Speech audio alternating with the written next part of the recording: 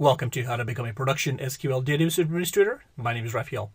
In the previous video, we quickly looked at what are the requisites and what are the files you needed after you've done a full database backup, differential backup, or a transactional log backup, or all three, and what requisite files you needed to restore a database. In this illustration, I'm going to actually show you how to restore a database once it's been deleted. So let's start. So the first thing I'm going to do is quickly create a database called backup database, and you've seen me do this previously, so I'm going to use the same example. In that, I'm going to quickly insert some data into a table called products. Oops, actually that went up to the master database actually, so let's make sure we highlight this, change the database, that's fine. And now I'm going to insert 6 records, and we've gone over this, but it's important to understand that we have 6 records at this point. Let's look at that data. And we have 6 records. And now I'm going to take a full database backup using the GUI. So let's refresh the database. Refresh it. And there it is. So I'm going to take a full database backup. Right click, tasks, backup. And obviously it's going to go into the directory that I want. And in this case, I want to send it to full backup, and I'm going to call it backup database.bak extension, and I'm going to go OK. Well, actually backup database. OK. So now there it is, and I'm just going to go OK quickly, and we'll be going over a few other things in a second. So now that I've done a full database backup, I'm going to look inside the database backup. This is one of the important things to do before you restore a database. You want to know how many files. For example, here, this is the backup file with the extension .bak. As you can see, it's not very informative as to which files does it contain. Does it contain the full database backup? Does it contain differentials or transactional log? And this command that we've illustrated before shows you that. So to look inside the .bak file, you say restore header only from disk, followed by the path name where your database backup resides. In this case, it's ours, is in the C drive. So if I highlight this now and look inside it, you'll notice that I have a full database backup, which I just took right down. And here, just to repeat, the backup type 1 reference is a full database backup. The position is obviously the first position because this is the first backup that I've taken. Device 2 means that it's on a disk. And then whether it's compressed or not. 0 means it's not compressed. 1 means it's compressed. And there's other information that I encourage you to look at. But these are the kind of the more important things. So now that we've taken a full database back, we've taken a database. Now what we're going to do is add more data. So I'm going to add another insert. I'm going to view the data again. And now you remember, obviously, just like in the previous videos, we've added an activity, which is the 7th row, and the full database backup does not have this covered. So if the database were to crash and we were to restore from the full database backup, this last entry will not be included. Therefore, you've lost data. So what you want to do to recover that, obviously, is to do a transactional log backup. So now I'm going to take the first transactional log backup, and I'm going to use the GUI again. Right-click, tasks, backup. This time I'm going to go here, backup type, choose differential, and it's going to go in the same directory, so I'm going to go OK. It just takes a second. And now I'm going to look inside that .bak backup file, and obviously you'll notice I have 2 files. One is the full database backup, or one is the transactional log backup. And as I illustrated, that transactional log backup has just captured that 7th modification to the database or 7th row. So let's continue. So now I'm going to take another insert. So now we have 8 rows in that database. And I'm going to take another transactional log backup using the GUI. So I'm going to go right-click, tasks, backup, full, differential, transactional log, OK, and go OK. And now if I look at the file, the backup file, you'll notice that I have 1 full and 2 transactional log as we have done. So this is what this states. So at this point, we have 1 full backup type 1, and we have 2 differentials, one here, one here.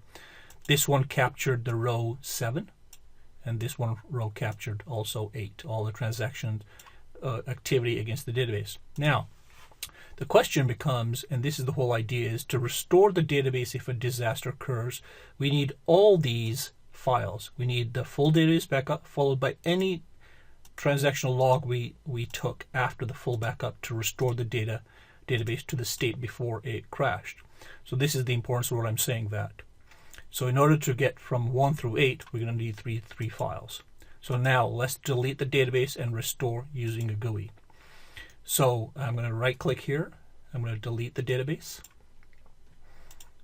close existing connections, and go OK. And let's just take a second. As you can see, the database is no longer in the directory. So now we deleted the database. Now, obviously, that comes to how to restore that database. Well, the first example I'm going to give you is using the GUI.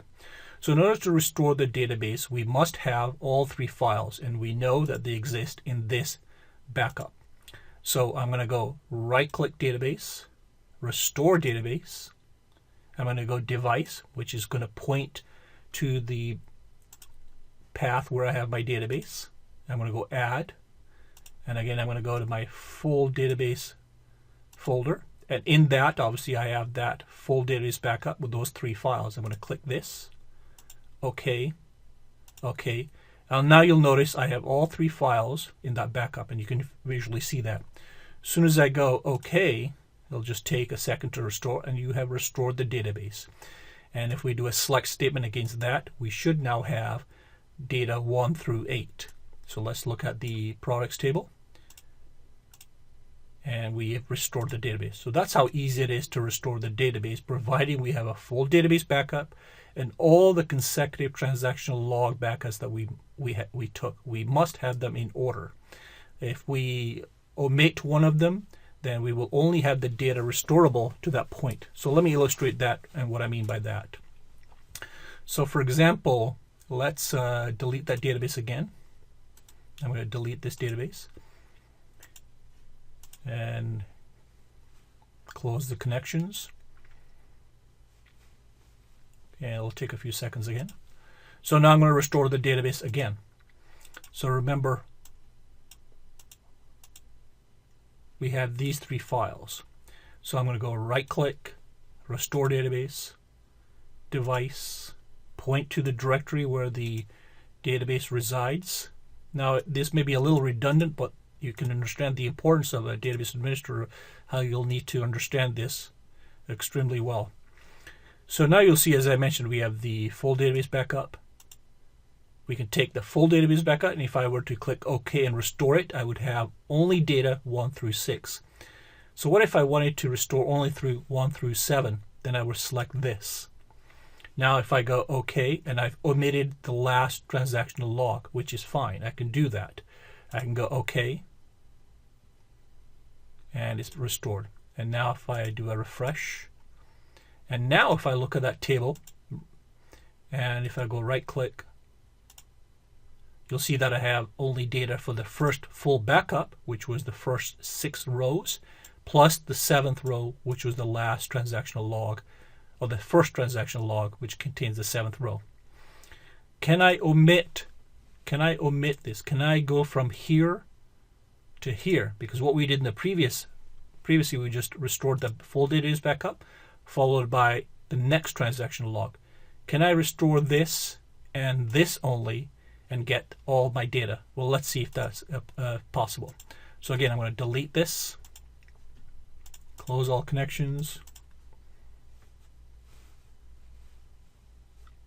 and that's it. So now I'm going to go right click, restore. I'm going to go a little faster now because you get the idea, but the more practice you do, the better it is for you to understand the importance. So now those are the 3 files. So the question is, can I restore the database using the first restore backup, which I can. Now, can I select only the last transaction log, omitting the second transaction log? And the answer is no. It must be in sequence. We must have these sequentially in order to restore the database. I can't skip any transactional log. if I were to skip a transactional log or have if this second transactional log were corrupt and I had multiple transactions here, then I could only restore the database until I have the most valid transactional log backup. In this case, it would be 2. So it's important to note that all the transactional logs must be in order and must be restored in sequence in order to regain the data. So if I go OK now, and the database is full. Database has been restored to that point.